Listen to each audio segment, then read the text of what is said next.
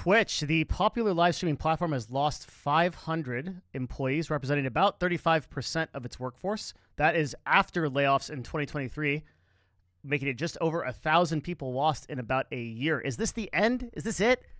Are we seeing it? Is this the day where live streaming and Twitch is going to end? Well, that's what we're going to discuss in this video. We're going to do three things. We're going to give the reasons for why this is happening. We're going to say the reality of what's actually happening at Twitch, and then we're going to do a talk about the live streaming, where it's going. I'm your host for today, Devin Nash. I am the CMO, co-owner of Novo, a agency in the space that does a bunch of advertising on platforms like Twitch. So let's begin, starting with reasons and what kind of happened. And we're going to go through a couple of points. And the first point I want to go through is just sort of like who's leaving and why, and what sort of roles are getting replaced. And then we'll go into the reality and sort of like what is happening. Because I think that there are some feelings that people get when you hear about these layoffs, and that doesn't necessarily accurately represent what's going on in the company. It's going to be pretty extensive. So you come here because you don't want the shorts. You don't want the 1 minute headliner explanation you're going to forget in 10 seconds. You want the comprehensive answers so you can tell your friends, no, I know why Twitch is failing or not failing, depending on what is going to happen in this video. Okay, so what about these reasons? All right, so reasons. So the first thing you have to understand is that Twitch as a platform, okay, developed a thing called a CDN. It's a content delivery network. They basically brought live streaming to you better than anybody else did before. That was what Emmett Shear, as a CEO, the previous CEO to Dan Clancy, who currently runs Twitch, that's what he did really well. He was able to build live streaming into a thing that was accessible to everybody, and that took a ton of engineers. But now that that's done, and that most of that engineering process has been completed, you don't really need those engineers anymore. Amazon acquired Twitch in order to build out its own Amazon Interactive Video service, which now anybody can use, build engaging live streams and interactive video experience. You can basically make your own Twitch TV, and you could pay for it. In fact, I mean, you could do this if you were like a website. We could do this, and we could call it kick.com. That'd be crazy if we like built a website that you could live stream on to compete with Twitch, and we used AWS to do it. I mean, we could do it in theory, but that'd be kind of a crazy business idea, right? Anyway, if you were to do that, that's why Amazon built this out. So reason number one is pretty simple. You just don't need that much engineering talent anymore. I mean, at one point, the engineering team on Twitch was like over 400 people. So there's just not that many people that are needed for that anymore.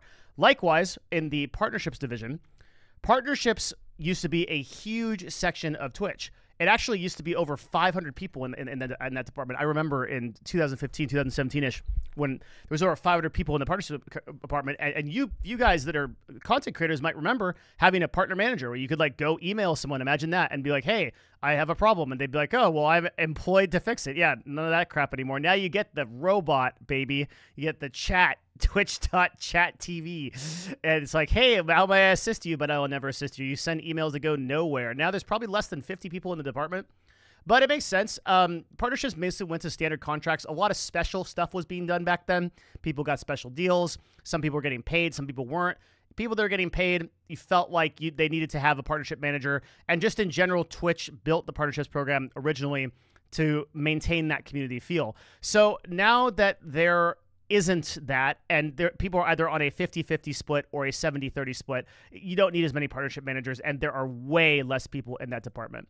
We're going to talk about this a little bit later, but there was also a bunch of consolidation in departments that like wasn't really a thing. So Twitch Korea, I mean, all of Twitch Korea is basically getting laid off because that is no longer a thing. The cost of running in Twitch Korea is just too high. Lots of PMs, lots of trust and safety people that are getting replaced by AI or outsourcing. Those kind of departments are going. A bunch of PMs. And finally, a bunch of features that have just not either been depreciated or canceled. There was messages, hype chat, desktop app, Twitch events, Twitch reruns. All the paid contracts for streamers are just gone now. Basically, all that stuff is gone. So now Twitch just doesn't need that kind of workforce to run. But I would argue that Twitch never really did need that to run, right? If we're looking at over 1,000 employees gone over a year, Twitch had roughly 2,200 to 2,500 employees around the time that it started doing layoffs. This is just way more people than you need to run a live streaming service. Currently, the aforementioned competitor, kick.com, is running on basically less than like 50 people, doing very efficient outsourcing. and they have about 10 or 12% of the audience of Twitch, and they're running just fine. Now, granted, Twitch paved the way, right, because of this CDN system for them to be able to do that. But all that stuff is done now. We just don't need that many employees. And that kind of brings us to section 2, which is probably what y'all are here for. And that is, like, what is the reality? Like, what is actually happening at Twitch and what is going to happen? And if you watch Devin Nash content on the semi-regular, which I hope you all do, you may already know, you're not going to know what I'm about to say, but you would have known this is coming because I've been saying that this is going to happen for years. And it's because, it's not because I have a Palantir. It's because it's very obvious that this company was like super bloated and there were most of the people at the company were not doing anything. Okay, I'm sorry. There's going to be a lot of people that are like, oh, that's so upsetting. Like, what? Yeah, okay, like, look, if you introspectively look into your job and you say, am I making this company more money than I'm costing them? And you can honestly answer that question, and the question is, no, I'm not doing that. I mean, what can you expect? And there were so many people that were working 3 to 4 hour days or working as like a PM on some depreciated project or going in for the 5-star kitchen and working on the laptop, literally the hashtag Baylife type stuff that kind of just made, it honestly just makes people like, I don't know. I work 7 days a week. I really put it in. I run my own business. I've always run my own businesses. It just gets a little frustrating when I see like those Twitter posts and stuff like that of like people that are like, I'm in the office, like here's my breakfast. Like, okay, I don't know. I gotta stop ranting about that. People are gonna get mad. Okay, let's just get into it. But the reality is like this is actually like the first positive Twitch video you're gonna see from me in like 3 years. Okay, like I actually think this is the first sign of a healthy company. Real talk. Like this is the stuff that needs to happen. Devin, are you saying you want people to be laid off? I'm not saying that. I'm not happy that people are losing their jobs. I'm not. Okay, I'm not. I'm actually not. But I understand that these are the steps that like you need to take to actually run an efficient business.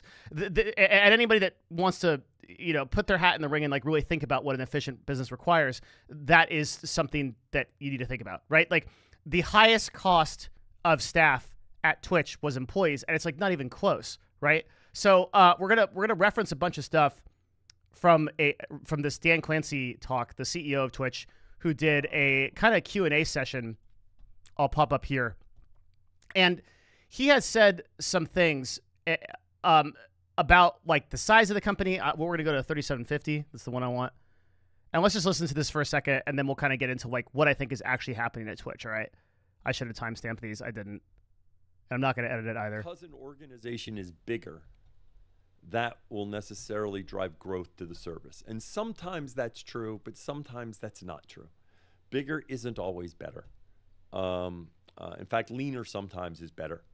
And I think we need to run a lean operation. And again, this isn't unique to Twitch. I think Twitch and Amazon, I think Amazon is starting to realize how they can more efficiently and effectively run the company. And then we'll go to like 1255 where he basically says this. You'll see them say this, and I will link this in the description and everything of like some of these like posts and stuff. I got some good resources for you guys. We are well positioned going forward. I will tell you very clearly that as we continue to grow, I'm going to be very careful as we grow the size of the organization. Ultimately, the size of the organization, comes from the work that you do, and we need to make sure, not just with the size of the organization, but with every dollar we spend, that it is driving value to you. Because so that's CEO speak for we had a lot of really useless people, and we need to stop hiring so much. Okay, that's what he's saying, and I think that's true, and I think that when you look at layoffs like this, you might be inclined to believe that this is like the end of Twitch. And indeed, I clickbaited you super hard into this video, making you think that. But actually, I don't think this is the sign of a company dying. I literally think this is the sign of a company healing. I think these are the first steps that Twitch is taking that are practical to getting its costs under control. Employees are the highest expense cost at Twitch. Nothing else even comes close. It's not your content delivery network. It's not paying streamers. It's nothing like that. It's not paying subscriptions. It's nothing like that. It is the highest cost to employ people. By the way, that is true in most American tech companies. And we're in a situation in America right now. And this is coming from a person that's an executive. So take it with a grain of salt, maybe. I realize there's like a lot of people that don't like this take. But it is my opinion that we are kind of entering this. We were in a meta of there being a lot of excess cash and a lot of jobs in the tech world that probably didn't deserve to be there. And so I think that a lot of companies have understood this, starting with Twitter, where everybody thought that Elon was insane because he was laying off like literally, what was it, like 65, 75% of the workforce. It's been here ever since with no outages, which if you go back in my YouTube videos where I said that was exactly what was going to happen, that is what happened. The platform is basically fine from a tech standpoint. I might do another video. I don't think it is fine from a platform standpoint. That is not the employee's fault, though. That is Elon doing whatever the heck he's doing. Holy. So, like, Google and which recently had layoffs as of the time of this recording, actually, everywhere for Shopify, tons of companies have understood that making the hard decisions to make a company profitable starts with cutting employee costs. And that requires you to do an audit of your company and say who here is really pushing the needle forward and who isn't. I guess I just don't have a lot of sympathy for people that are kind of expecting to be entitled to a job and then they're not delivering, right? And I guess that I think that was the situation at Twitch to a great degree. And you can even see that because Dan literally says in his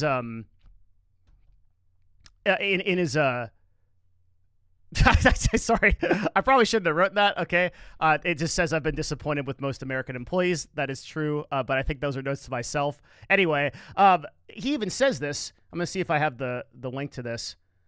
I guess I don't. But he says basically that he anticipates that projects are going to be a little bit slower within Twitch, but otherwise there's basically going to be no impact. So if you could let go of 1,000 employees and have your projects be a little bit slower, like what, 5% slower, 10% slower, 20% slower, you take that bet, right? And now there's going to be a lot of people that are talking about, well, this might be the end of Twitch because like Twitch can't run its services. Again, remember, all these people said the same thing about Twitter. And let's just look at what Dan has to say about, is this the end of Twitch? Gonna just ask, is Twitch currently at risk of getting the axe by Amazon? And the answer is emphatically no, not at all. Amazon is very bullish on Twitch. As I said, they've been investing heavily in Twitch. It is fair to say that Amazon, much like many other companies in the tech space, and I know for many of you that's not the center of where you live, is evolving how they think about running the company in terms of resources. We've already seen today some other announcements come out, again, not just about Amazon, but about other tech companies.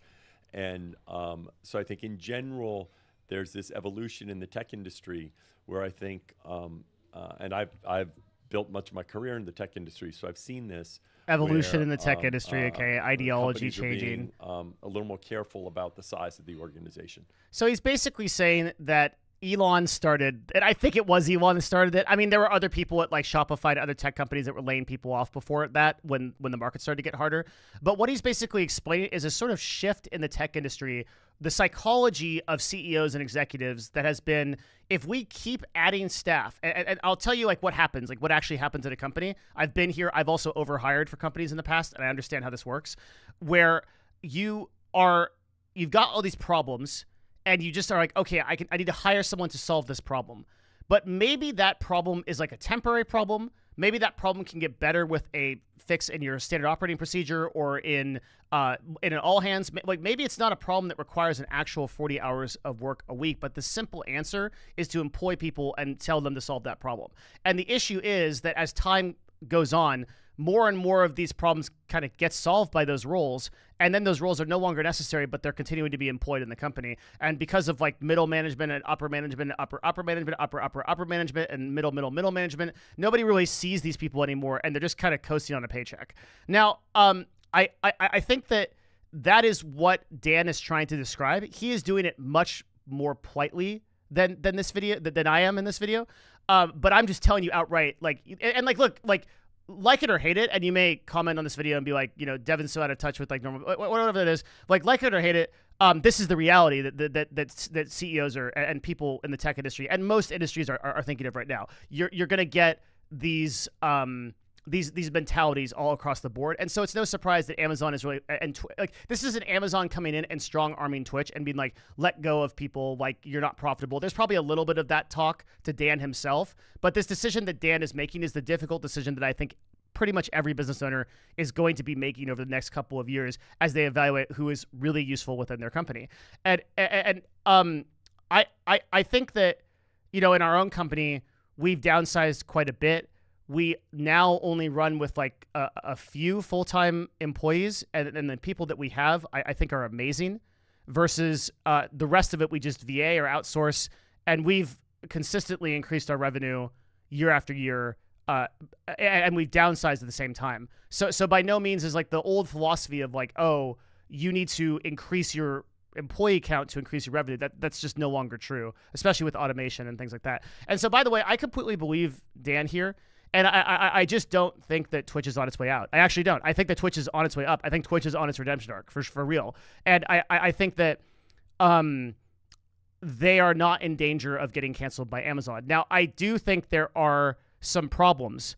So a lot of people are saying, like, well, what might happen to Twitch Prime? Because Prime is one of the major loss leaders within Twitch. That is the service where people are can subscribe to your favorite streamer for free for a month, and it costs you nothing. I do foresee, and I have said in the past, that service either is depreciated or it is made into like a discount or something. Like maybe it's like a 50% discount on a sub one time per month. I see that happening. And Dan actually alluded to that in the question and answer. He didn't directly say that, but he did say that they will evaluate that as time goes on and the scope of it. We can actually see the clip if we want of where that was. That was 2210. So I think that he does allude here that, you know, Prime is on the chopping block. Should support, but it'll just take time for the third parties that are working on multi-streaming to update to the standard. Liam G, do you think we'll see further cost savings in the future? It feels like maybe the days of Prime subs could be numbered. Prime is a critical program for many streamers. That's a political speak. We've already been looking across the company in terms of how to set us up for the long term.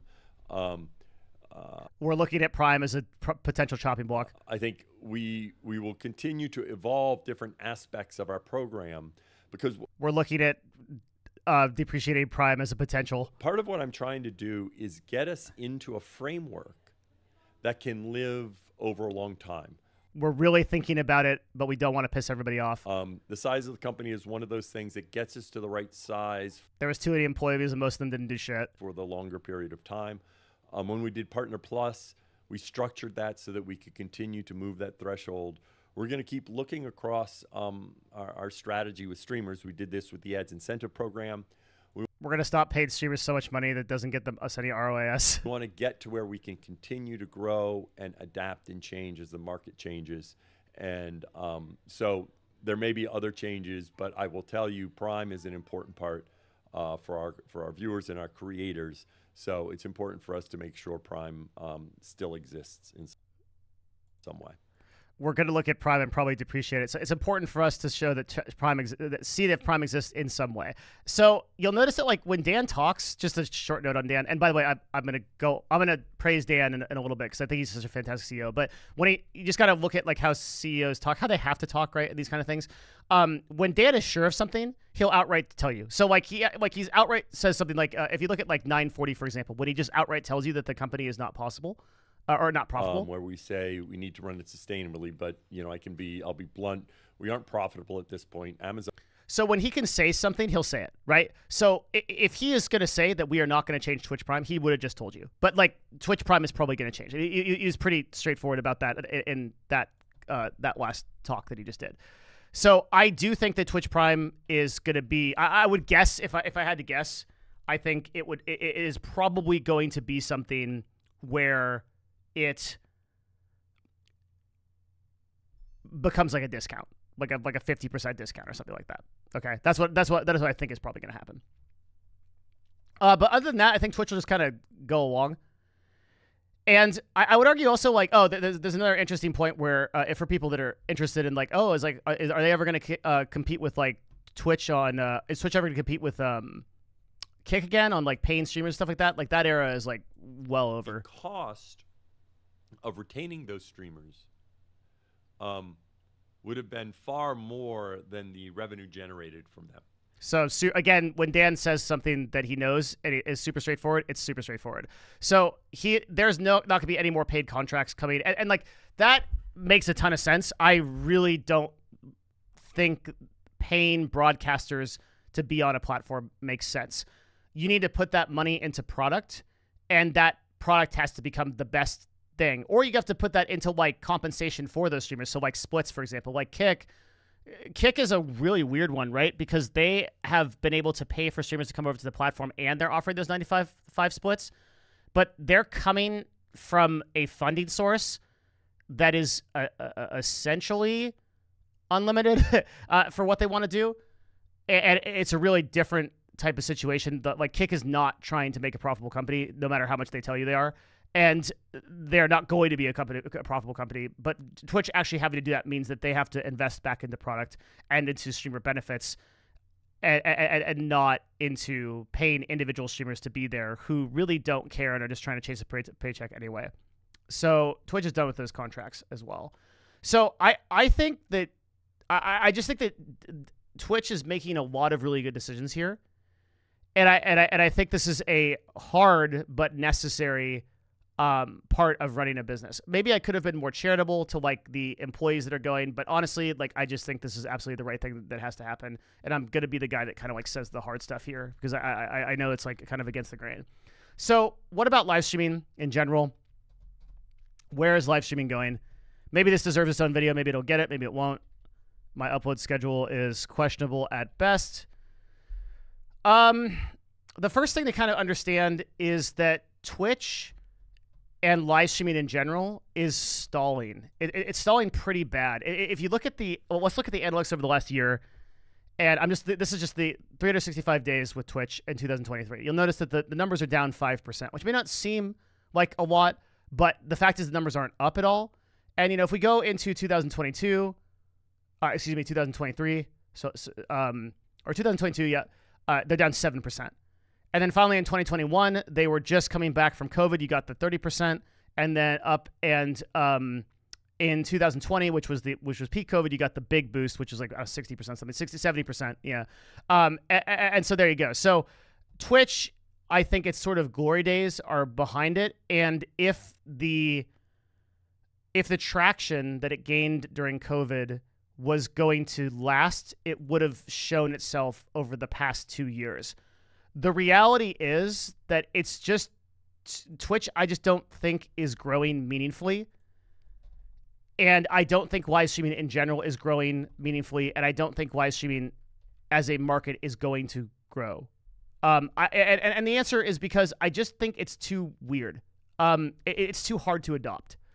So it's so hard to get a person into the mindset of watching Twitch, and there is so much education that has to happen, and there's so much time that you need to devote. That's why you see the average user on Twitch watches a stream for 120 minutes a day, which is a crazy amount of time to be on one stream. They do that because there's just it can't be consumed like shorts or headlines or YouTube videos. You have to get into the culture of what's happening with a broadcaster and their progress. That's problem number one. That's been a problem that I've talked about with live streaming for a long time. And there's also some other problems. Some of them are mentioned in some pretty great articles that have been written about this subject. I'll try to link them. One of them is an article by Jacob Wolf. And he talks about the problems with Twitch from an ad buying perspective. This is something that's kind of near and dear to me, right, as an agency owner. And that's that demographics are kind of hard to determine on Twitch compared to other platforms. It's harder to run ads on this platform and kind of know what you're getting. So as a result, it'll just be hard in the future for Twitch to pull up the same CPMs as you can on like YouTube and on Facebook. This will result in less ads and less impactful ads being run on Twitch, which is the main revenue driver for the platform. But it's also a sense of like the demographic that does consume Twitch is sort of a younger, lower income demographic generally, or just a lower income demographic in general. There's been a lot of internal marketing that's been done from some of our clients and from us at the agency that have shown this to be the case. The reality is that I just think that live streaming's kind of hit a peak, and there's a thing that I really love to show people called the marketing adoption curve. Maybe long-term viewers may remember this. I'm just pulling this up from Google right now. So whenever you start a company or you have a product or a service, you have this first stage where enthusiasts, people that are like always the first to try something, it's like your weird friend that's like going to get a VR headset first, and he's going to tell people that are looking for kind of new stuff and open to new stuff. And then from there, you've kind of got to make this jump over to people who really may be inclined to use the technology but need to see some benefit to them. Twitch has had a real problem making this jump, that like YouTube is now in here, and there's still like some really old skeptics that don't use YouTube. That's why YouTube is like 2 billion users and not 8 billion, right? Like there's or 3 billion and not 8 billion. But like there's still some people that are like, I don't know about that video service. It steals your soul. You know, there's those people. But most people have come over to see the benefit of YouTube. Twitch and like likewise, like the live stream platforms just have not been able to make this jump. I don't think they're going to be able to make this jump. I just don't think it's going to happen. So that's been the main problem with Twitch. Let's keep going. With like some of the like big macro stuff that's going to happen in the industry. Before we do that, though, this is the secret call out. That's right. It is the 2624 secret call out, meaning that if you're still watching a Devin Nash video, please leave a comment. I love the comments. I especially love the comments on the last video, for real. They were like, hey, notice that you sometimes feel a little bit bad about uploading, because I do. I have some self-esteem issues about that. I think everybody does, but just keep going, and thank you for that. And I read every single one of those. Like, it makes an enormous difference to me. I really, really appreciate it. So 2624, leave a comment and say, hey, I'm still here. I'm still watching. Thank you guys for doing that. And you gals, the two of you that are here. A couple of call outs always in this section. So call out number one is for the Patreon. Patreon.com/Devin Nash. We now have over 250 videos that are on average 30 minutes long. I just talk about stuff. I mentioned that self-esteem thing. I don't generally feel good about uploading stuff to public YouTube. I feel like my stuff is just like not quality enough. So I generally put it on the Patreon, and it just sits there. And it was originally supposed to replace Twitch subs, where you could pay $5, and really, literally, you can just pay $5, get all the videos, and you're done. Or you could get the new ones that come up and leave your subscription active, which I would appreciate, and you'd also support me, and that's nice. We also do masterminds through there, which happen every Saturday. You can come chill with me and talk about business. I do consulting through there with individuals, and we also have 45 of those that are about 2.5 hours every Saturday, and those are all up there as well. So Patreon is literally, you can't find better value on the internet for $5. Please tell me in the comments if you found better value than that. 250 videos. I could charge so much through like a course for those, but I don't. I just put them all up there. So Patreon's number one, and number two is like, you might be a brand owner. You might be someone who's looking to run advertising on platforms like Twitch or platforms like YouTube. I'm your huckleberry for that. I run a company called Novo. That's my main gig is not YouTube. I do Novo, which is an advertising agency. We build custom influencer campaigns for you. So if you're interested in that, just email me directly or email hello@novo.tv or whatever. Novo.tv is our website. You can just contact us directly through that, and we'd love to work with you. So that's it. Now we're going to talk about more of the stuff that is happening with the sort of macro direction of Twitch. If I can go find my notes again. I did. Okay, cool. Well, what about these competitors that are coming up? And like, let's take a look at this this Q3 streaming report here by Stream Hatchet. These guys I love. They just have such good data. And you got to see, like, if you compare the Q3, you'll see that huge growth, Q3 2020. We were in the height of COVID here. We're still kind of feeling it in 2021. And now we're declining here by comparison of total hours watched across all platforms. So this is YouTube, this is Facebook, this is Mixer. You're seeing a real stagnation and decline. And yes, the total viewership in live streaming is higher than it was in, like, let's say 2019, but you're just not seeing that same traction. And there's also some other indicators that people don't talk about here that are concerning to me. So the first one is that other platforms haven't really been able to meaningfully grow their total hours watched, despite having different strategies and different resources to do this. So people like Facebook, people like YouTube, and people like Kick that are new on the scene. And Kick is basically absorbing, if you want to think about Kick, just think about it as like it's absorbing about like 8 to 12% on any given day of Twitch's total audience. They didn't grow a new live streaming service, right? Those are just all Twitch viewers. Those are all Twitch viewers who bounced off of Twitch and bounced over to Kick. They're not new viewers by any means. So live streaming is not doing a really great job of bringing on people. And that means that like no platform could really figure out how to do this. And then the other thing I want to point you to is just take a look at the top live streaming creators. You got Ibai, Gauls, right? Shaka. What do you notice about this list? And then furthermore, like go down this list and look at like top creators and look at like top female live streamers, and you look at top VTubers. Very few of these people, and increasingly more and more of these people, are not English speaking, right? They're either Japanese, they're German, they're Spanish. That tells you that the peak market has probably been hit in English speaking countries. And now that encoding is getting better, CPU cycling is getting better, and internet connections are getting better in these foreign, second and third world countries, you're seeing, and first world countries, just internet's getting better, right? In other countries other than America, right? And other than Canada, you're seeing more people being able to view streams. And so Spanish streamers like Ibai are dominating. And Ibai genuinely makes phenomenal content, right? Some of the people like Gauls, they run their stream 24/7. So like you can't necessarily like count that fully. But the point is that there are way more people that are foreign on this list than there was before, which is telling me that like if I look at the streamers who are coming up in America, right? All these people have been streaming for a very long time. There aren't a lot of real top broadcasters being created in English-speaking markets, and that kind of tells me that like people kind of get it. There's not that much more to do in the English-speaking markets. There's going to be some stagnation there, and the live stream will continue to grow as a phenomenon in these foreign-speaking countries, and but most of the viewership will be coming from there, and we're not going to see a big increase in English speakers for you folks who are making your careers on Twitch from there, which is most of you listening, because I don't think I can translate this video. So that tells me that live streaming is just going to kind of be pretty stagnant for the next 3 to 5 years, and it's just and like Twitch and Kick and all these platforms and YouTube live streaming have kind of just sort of found their home and their audience, and it's not going to change that much. And I think that's fine. It doesn't. So one of the things I want to caution you from is you may listen to this video and you may think, well, does that mean that I shouldn't create on a platform like Twitch or like YouTube? But that absolutely doesn't mean that, right?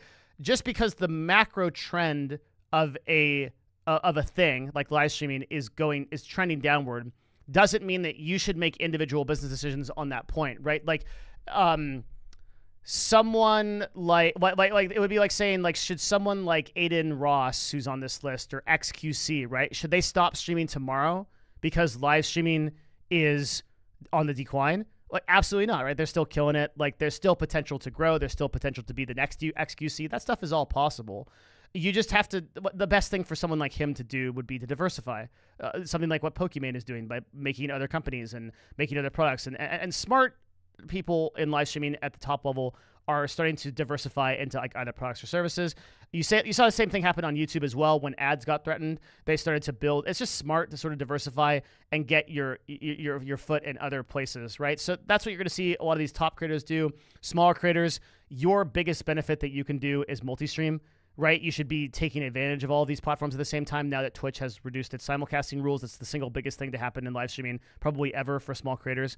Twitch is going to continue to implement things that try to grow streams, but I think it's a mistake. I think what I'm about to say is really important, especially for creators. I think it's a mistake to put that responsibility on Twitch. I don't think it's Twitch's responsibility to grow streams. I think it's their responsibility to have a platform and they're basically enabling you to run your business, but you are responsible for running your live stream. And currently the best way to do that is to upload videos on YouTube, have high discovery in places like TikTok and short content, and get people over. Anything that Twitch does to reference viewers to you is nice, but you can't expect it, and you can't sit there with your 5-viewer stream waiting for the day that Twitch makes this happen for you and posts on our Twitch all day with you complaining about how you aren't growing your stream, right? Like, that's on you, I think. So ultimately, I just don't feel like Twitch's answer to growing streams is gonna. I'll just tell you what it's gonna be. It's gonna be mobile, right? They're gonna be doing mobile clips. You're gonna get like a TikTok type thing where you can scroll through clips, but that's not. It's just not gonna translate as well as content made for shorts like you see on like YouTube or TikTok. That's still only going to appeal to like dedicated users who are already fans of those people anyway. It's not going to do much. And obviously, it's only going to be like a lot of the top clips that are surfaced. It's not going to do much to get you new viewers. Don't plan on Twitch doing anything for you, and it's not their responsibility to do anything for you. For small creators, you gotta carry that weight, as Spike would say. For all the 50-year-old people here that remember that show. Okay, so I don't know what else. What else we got? I'm going to give you some resources. I think that there was a couple of resources that are pretty good on this. You want to check out Jacob Wolf's article on this. It's called Twitch Massive Layoffs. Nathan Grayson also wrote an article about this. That's more from the line of like, kind of how are we going to make it work? I think a lot of people are still of the mentality of like more employees is more productivity. I wouldn't be worried about Twitch in the future if you're a creator listening to this.